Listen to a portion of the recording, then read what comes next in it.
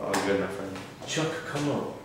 How you doing? Simple plan. How's it going with you? Good, you? Not bad at all. Just drove 3 hours to get here, so I'm a little. 3 hours. And how far are you driving tomorrow? We're going to Chicoutimi, so in Quebec. So I think that's a 19 or it's like a 15 hours easy. So, 3 hours, 15, but it's okay.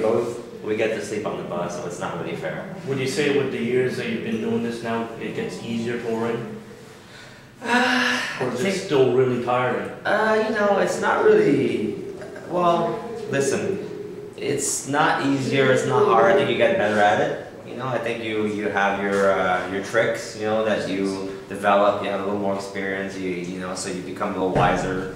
And I think that sometimes some of the excitement will wear off a little bit if you've been to somewhere like 20 times. It's not as fresh as the first time you ever played there.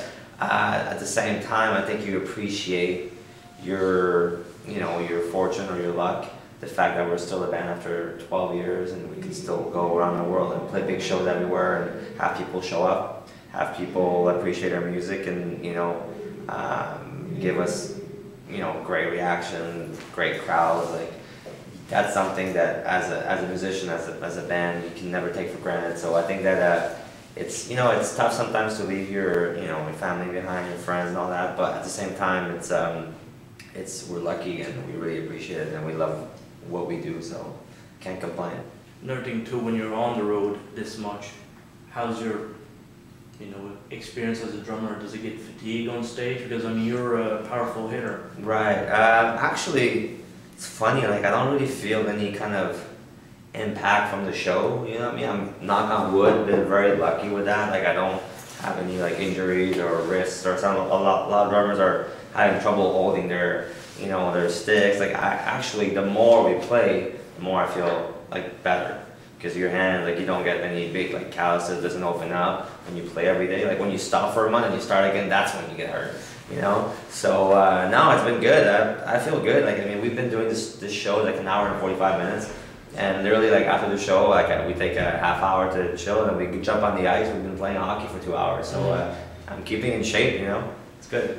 And incredible amounts of energy. We try our best, man. Try to, it's all about just having fun. If you're enjoying what you do, it doesn't seem, it's just fun. It's not painful. Chuck, another thing too. Let's say, as a hard hitter on the drums, let's go with endorsements. How much do you have to have on the on the side waiting for you for your skins, your drumsticks? Because I'm sure this in the evening will get. Yeah, we get through a lot of gear. That's for sure. We're lucky to have some really good people who help us out and have been with us since day one. I use Pro Mark sticks, and I probably go through on a regular night probably these 3-4 pairs during a show, just because at some point you look at them after 4 or 5 songs and it's just ooh, there's some wood missing on the side, so the last thing you want is to break one during the song, so you just switch and so 3-4 pairs maybe of sticks, and at the end I give them all to the kids, so they get all stoked and everybody's freaking out to get the drumsticks, and a drum head with Evans. So I usually that's a little that will last for a show or 2 shows or something, so that's good. And cymbals are Zildjian, so I break a few cymbals. Yeah, I've been known to break some cymbals. They crack but they've been you send them back and they actually melt them and they recycle them, so at least there's no waste. So you can do that yourself, send it back to the company? Yeah, we send them back and then they send you new ones, and then they actually use the metal and they make new ones again, so it's nothing gets wasted, One thing that I find interesting with your latest album, you're hitting really hard on the album too, correct? Oh yeah. So you can tell it's got that Tommy Aldridge feel. I don't know if you hard hitting.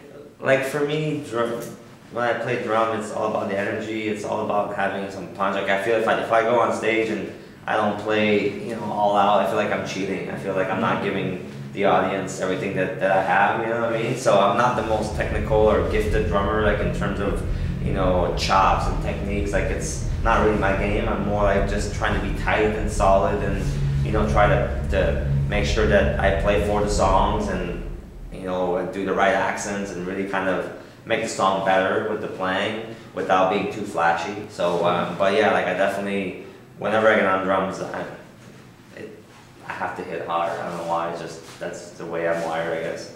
Do you rehearse much on the drums? Like, let's say to keep it up? Well, with this touring schedule, honestly, we've been touring since May, and we really haven't stopped. The longest we've been off is 2 weeks. So when we're off for a week or 2 weeks, I kind of just don't play with a lot of drums, but we play almost every day. We sound check every day or whatever. We have like TV performances or something. So we're pretty much on the drums every day. So at sound check, we'll try some different things, and just playing the show is the best rehearsal, because you can't mess it up. If you mess up, everybody's gonna notice, especially the drummer. It's like a car crash. When a drummer messes up, it's like right. Everybody knows. So I think we hold the band to a high standard, and everyone in the band tries their absolute best to give the best performance every night. So not a whole lot of rehearsal, just playing every day. Let's say for the day in the life of Chuck Comeau, when you wake up in the morning and by the time you go to sleep, if you go to sleep with this type of life, how is it? And like a typical day on the road would be kind of wake up and try to find some breakfast. Number one thing, just get some food in, find a shower. 'Cause it's not like a normal life where you wake up and everything is right there. Like you have your bedroom and your shower and your food in your fridge. Like everything becomes a little bit of a struggle. You have to try to figure out where the arena, where's the catering, where's this, where's the shower. Then you do some press, do some interviews like we're doing right now. Go see like a station, just basically talk about the show, the album, the band.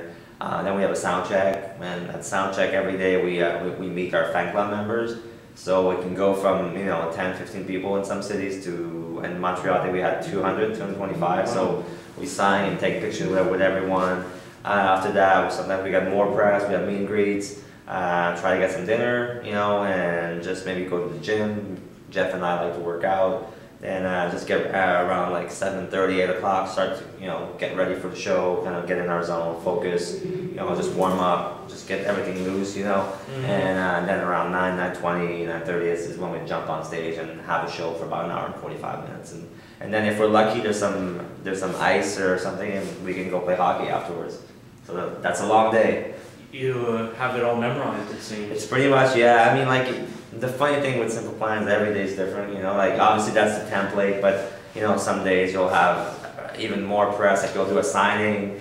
Some other days, like, we'll go and do, like, a longer meeting. Like Montreal, we had tons of people just because it's our hometown, so you got family there, you got everything to juggle, so it's just, or if we're in the cool new cities, we'll try to go visit, we'll try to go see something. Because the last thing you want is to, go to all these cool places and just see like a dressing room. That's kind of boring. So we try to like do our best to actually see something.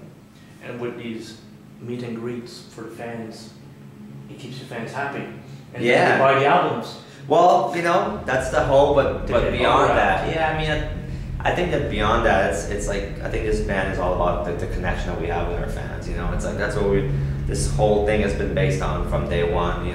We want to be the most accessible band in the world. That was our idea, our vibe for this band. So we just keep doing that. Like it's important for us to see who likes the music, who comes to the shows, meet them, hear their stories. A lot of times you can actually get inspired for a song or even for some ideas. Like the kids have some, the fans have some awesome ideas sometimes, and you just hear them out and you're like, it's pretty cool. Or like so it's just it's been great. I think it shows them that we care because really we do. Social media. Final question here. Like, let's say social media. Do you participate in it at all? And what's your take on YouTube? Let's say there's all the footage that goes on YouTube. Sure. Well, what do you think of that? We definitely take a big part in social media. We're all on Facebook. We're all on Twitter. We have like something like 5.5 million fans on Facebook, which is amazing. I'm impressed by that. Should be. Yeah, like we tweet every day. Like it's all about that connection. It's pretty amazing when you think about it. Because I grew up loving bands like Pearl Jam and Guns N' Roses, and could you imagine Axl Rose like tweeting you like, "Hey man, I'll see you at the show"? That was completely impossible. You can never even come close to having that kind of exchange. And now, like literally, like I can go and I see what everybody's saying. So like, and if you're bored, like on the road, like a lot of downtime, you're traveling, you can see what everybody's saying about your show the night before, about the show, the upcoming show, the new video, the new songs, So I think it's an amazing tool for us just to just to connect with fans, you know. And as far as like the YouTube thing and all that, I think that it has changed a lot, like in terms of like the way that bands act and behave. Like now, if you play a show, if you mess up a song or if you say something stupid, you can bet your ass it's going to be everywhere. So I think it makes people a little more guarded, maybe they take a little less chances, but at the same time it raises your level. You want to make sure that you're always, you know, you're always playing something, you know, that's like at the right level, you know. So. Well, Chuck, it's been a pleasure talking to you, man. Appreciate it, man. Thank you very much. Welcome to Halifax, Nova Scotia.